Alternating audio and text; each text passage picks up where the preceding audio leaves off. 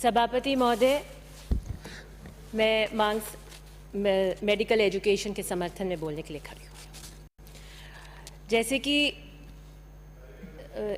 सबको ज्ञात होगा कि ये ग्रुप 1 है और ग्रुप 1 में मेडिकल एजुकेशन बहुत सारी सर्विसेज को रेंडर करता है, जैसे पेशेंट केयर, उसके अंदर डायग्नोस्टिक सर्विसेज आती हैं। मैं सबसे पहले जो सबसे महत्वपूर्ण काम मेडिकल एजुकेशन का है, टीचिंग एंड लर्निंग, उस पर फोकस करूंगी, फिर रिसर्च और पेशेंट केयर और 3-4 पे फोकस करूंगी जल्दी से। सबसे ऐतिहासिक कदम एजुकेशन के अंदर हमने लिया और वो है कि प्रत्येक मुख्यालय पर मेडिकल कॉलेज हम खोलेंगे। हमने इसका एक्सपेंशन किया व्यापक रूप से। उसकी सराहना तो आप करेंगे नहीं, कब खोलेंगे, कैसे करेंगे। जब हमने ये विजन रखा है, हम लेकर आए, तो निश्चित रूप से उसके सारे संसाधन हम उपलब्ध करवाएंगे। मेडिकल शिक्षा का हमने एक्सपेंशन किया और आयतर हम सुनते हैं कि डॉक्टर्स की बहुत कमी हो। जब इतने सारे इंस्टीट्यूशंस एजुकेशन देंगे तो बहुत क्वांटिटी के अंदर हम डॉक्टर्स को प्रोड्यूस करेंगे और जिससे बेहतरीन पेशेंट केयर हम मुहैया करा पाएंगे। आज एसएमएस जयपुर में चला कर आते हैं, कोटा जहाँ पे हमारे 6 मेडिकल कॉलेजेस हैं, वहाँ पर दूर दूर से चला कर आते हैं। जब हर डिस्ट्रिक्ट के ऊपर मेडिकल कॉलेज होएगा और चरणबद्ध तरीके से समय से वो डिस्ट्रिक्ट में पेशेंट केयर भी डेवलप होगी, तो दूर दराज आने की जो तकलीफ है ये नहीं होगी। और इसी काम के अंदर लेकिन अब जो हमारी भूमिका बन जाती है वो बन जाती है क्वालिटी एजुकेशन की। क्वांटिटी तो हमने दे दी है, लेकिन हमें क्वालिटी सुनिश्चित करनी पड़ेगी और इसका एक बहुत सिंपल फॉर्मूला है कि हम किस तरीके के डॉक्टर्स प्रोड्यूस करेंगे इस इंस्टीट्यूशन से। Quality education is equal, quality teaching is equal to quality doctors. और उसके लिए हमें सुनिश्चित करना पड़ेगा, हमें मापदंड और करिकुलम इस तरीके से तय करने पड़ेंगे कि हम वर्ल्ड क्लास टीचिंग के उसके ऊपर आए। अगर हम सारे डिस्ट्रिक्ट्स को तो नहीं कर पाते गवर्नमेंट एजुकेशन के मापदंड पे, बट मैं चाहती हूँ कि कम से कम जयपुर वाले एजुकेशन सिस्टम को world renowned, world class Harvard medical institution की तरह उसको स्टैब्लिश करके आगे बढ़ने की कोशिश करें। मैंने माना कि शॉर्टेज ऑफ फैकल्टी है और कालीचरण जी सराफ ये कह रहे थे कि हमें डायरेक्ट इंटरव्यू से इसके अंदर रिक्रूट करना चाहिए। निश्चित जब स्टूडेंट सफ़र करता है, मैं इस बात से अग्री करती हूँ कि डायरेक्ट इंटरव्यू से हमें रिक्रूट करके इस बॉडी को ऑटोनॉमस भी बनाना चाहिए कि 15 या 20 साल की सर्विस करता है और आपके पास में कोई सिस्टम नहीं है, आप कहीं पे भी उसको करते हैं, एक बड़ी अनिश्चितता उसके अंदर होती है। आप इस तरीके से रिक्रूट करें जिस तरीके से सोसाइटी रन कॉलेजेस भी अपने आप को डायरेक्ट रिक्रूट कर रहे हैं और वो वहाँ पर जहाँ पे जो जाना चाहता है, जो जिस जगह सेवा जानना चाहता है, वो उसी जगह पे इंटरव्यू देगा, तो चीज़ें आसान होंगी। और क्वालिटी टीचर्स को अट्रैक्ट करने के लिए निश्चित रूप से हमें सैलरी स्ट्रक्चर भी बदलना पड़ेगा, सर्विस स्ट्रक्चर बदलना पड़ेगा। एम्स और पीजीआई के स्तर पर हमें करना पड़ेगा अगर हम उस क्वालिटी के प्रोफेसर्स अगर हम चाहते हैं। हमें उस तरीके का इंफ्रास्ट्रक्चर डेवलप करना पड़ेगा, हमें उस तरीके का एनवायरनमेंट डेवलप करना पड़ेगा। और मैं चाहती हूँ कि आजकल तो क्लासरूम्स हो गए हैं, वो पूरा मैकेनिज्म हमारे यहाँ पे डिजिटल सब कुछ इन कॉलेजेस में डेवलप्ड है ऑलरेडी, उसके लिए हमें कोई प्रयास करने की ज़रूरत नहीं है। तो वर्ल्ड क्लास फैकल्टी से कोलैबोरेशन करके मेडिकल इंस्टीट्यूशन, अरे बातें बाद में करना, आप इतना ही टाइम देंगे मेरे को, ये बोलना मुझे बहुत ज़्यादा है। गवर्नमेंट पे कोई कॉस्ट नहीं आएगी और इसलिए रेगुलर लेक्चर्स हम in collaboration with world class institutions अगर हम स्टैब्लिश करें तो हमारी गुणवत्ता बढ़ेगी। दूसरी चीज़ है, हमें कार्डर भी बदलने की, अलग अलग करने की आवश्यकता है। पीएचसी सीएचसी का कार्डर हम अलग कर दें, मेडिकल इंस्टीट्यूशंस का कार्डर अलग कर दें, गुणवत्ता भरी शिक्षा भी देंगे और पेशेंट केयर में भी हमारी वृद्धि होगी। ये फैकल्टी के बाद में अब जो दूसरा अंग, सर बात कर रहे हैं भाई, आप थोड़ा आवाज नहीं गिरा, प्लीज प्लीज बोलने देंगे। दूसरी चीज जो मेडिकल इंस्टीट्यूशंस की फैकल्टी के बाद में है वो स्टूडेंट्स।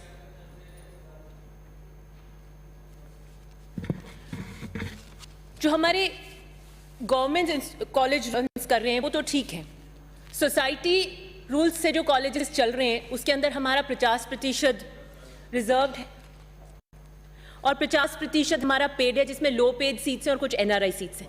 लेकिन प्राइवेट कॉलेजेस जो हैं वो कभी 80 लाख, कभी 90 लाख, कभी 1 करोड़ की फीस तय करते हैं। हमें लगता है कि एक स्टेट फीस रेगुलेटरी लॉ लाने की जरूरत है और उसके अंदर जो 5,000वीं नीचे वाली रैंक पे जो बच्चा आता है, जिसे कोई इंस्टीट्यूशन नहीं लेना चाहता है, उसे वो 1 करोड़ की फीस लेकर ले लेते हैं। तो मुझे लगता है इसको सुधारने की जरूरत है। दूसरी बात, जो बॉन्ड हम भरवाते हैं बॉन्ड तो हम भरवा लेते हैं ताकि वो छोड़कर नहीं जाए, बीच में नहीं जाए, लेकिन जॉब की हमारी कोई एश्योरेंस नहीं है। हमारे पास ऐसा कोई मैकेनिज्म नहीं है कि हम इन बच्चों को पास आउट होते ही तुरंत मेडिकल कॉलेजेस इनको जॉब दे सके।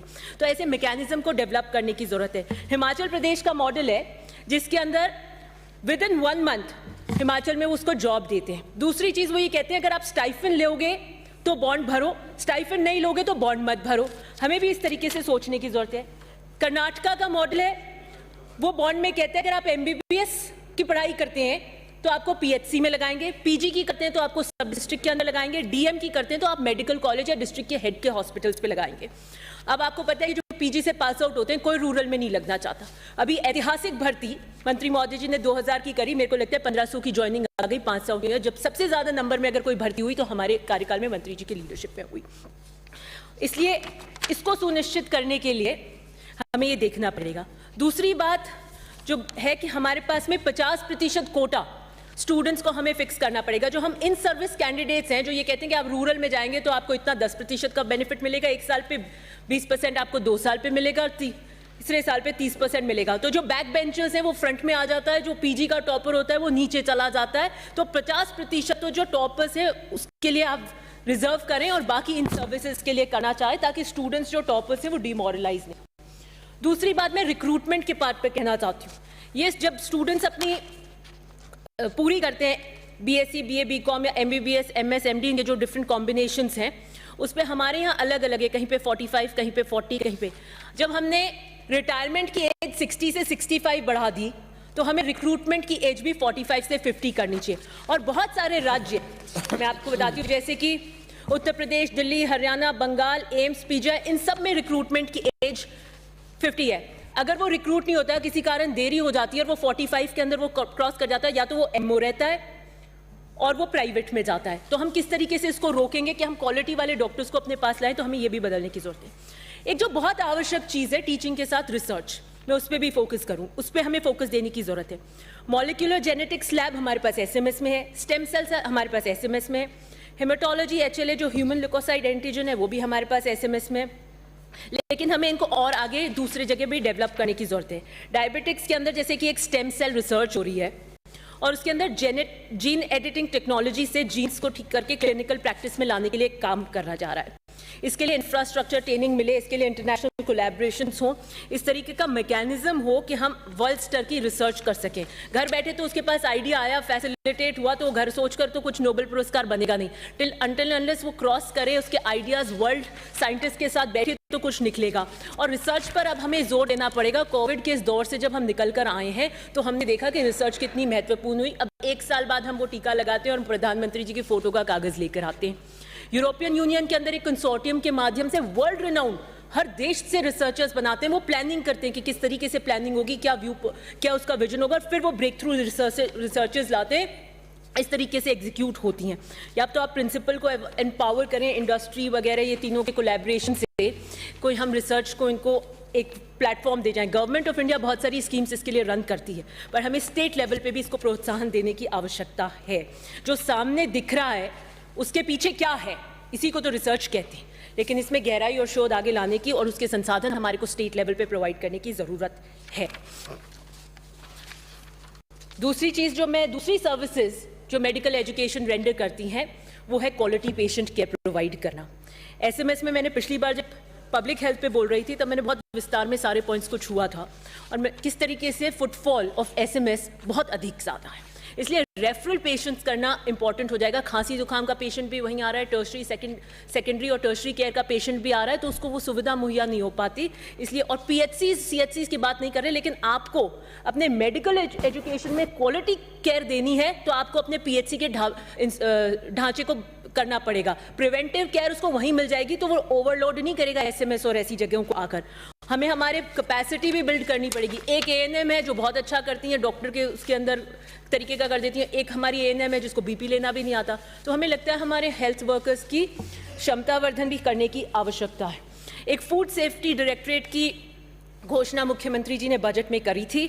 मुझे लगता है कि एक डायरेक्टरेट ऑफ रैशनल थेरेपेटिक्स की ज़रूरत भी हमें पड़ेगी, who keeps a watch on hospitals, कि किस तरीके की दवाई ये डॉक्टर्स प्रिस्क्रिप्ट कर रहे हैं, अनावश्यक दवाई और इंजेक्शन तो नहीं दे रहे हैं, इनके ऊपर चेक रखने की ज़रूरत है। यूनिवर्सल हेल्थ कवरेज की घोषणा मुख्यमंत्री जी ने करी, हमारी मंशा बहुत अच्छी है, लेकिन मैं कभी भी प्राइवेट सेक्टर का हेल्थ में इन्वॉल्वमेंट की पक्षधर नहीं रही हूं। और मैंने इस सदन के अंदर भामाशाह योजना की भी आलोचना करी थी कि आप जब प्राइवेट को इन्वॉल्व करते हैं तो किस तरीके का एक्सप्लॉयटेशन हमारे साथ में होता है। और मुझे लगता है प्राइवेट की डिपेंडेंसी को इन्वॉल्व नहीं करना चाहिए। अगर हम पैसा इसके अंदर खर्च कर रहे हैं तो हमारी जो फ्री जांच और फ्री डायग्नोस्टिक्स दवाई हैं उसको सदर करिए। आज कितने लोग सरकारी में आते हैं, जो थोड़ा भी कुछ अफोर्ड कर सकता है वो सरकारी अस्पताल में आना नहीं चाहता। 100 में से 30 जने आते हैं, तो वो जो भी सरकारी अस्पताल में आता है उसका सब कुछ फ्री कर दीजिए, उसकी हर जांच, उसकी हर दवाई फ्री कर दीजिए। आप देखिए किस तरीके के चेंजेस आपको यहाँ पर आएंगे। दूसरी चीज, इस ओपीडी के अंदर जो व्यक्ति आता है उसको इस योजना का, इस यूनिवर्सल हेल्थ कवर और भामाशाह टाइप जो ये कार्ड्स हैं, इनका कोई भी बेनिफिट उस धारक को नहीं मिलता है। मान लीजिए उसने अगर टर्शरी और सेकेंडरी लेयर पे इसका बेनिफिट लिया भी था, ऑपरेशन कराया और फॉलोअप के लिए अगर कोई आता है, एमआरआई कराता है, तो उसको निशुल्क नहीं मिलती। तो मुझे लगता है कि ओपीडी में आए चाहे कहीं पे आए, whoever comes at the doorstep of government public health care system, उसको हम हर चीज़ फ्री करें। और ये अभी बोल रहे थे कि राइट टू हेल्थ केयर कब आएगा।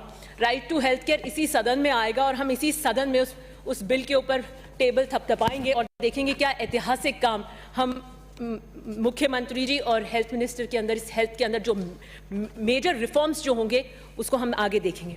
एक rational distribution of transfer policy की भी आवश्यकता है कि कहीं पे 0 डॉक्टर है, कहीं पे 4 डॉक्टर हैं, अनावश्यक जगह पर जहां पे जरूरत नहीं है, उसको देखते हुए एक ट्रांसफर पॉलिसी भी होनी चाहिए।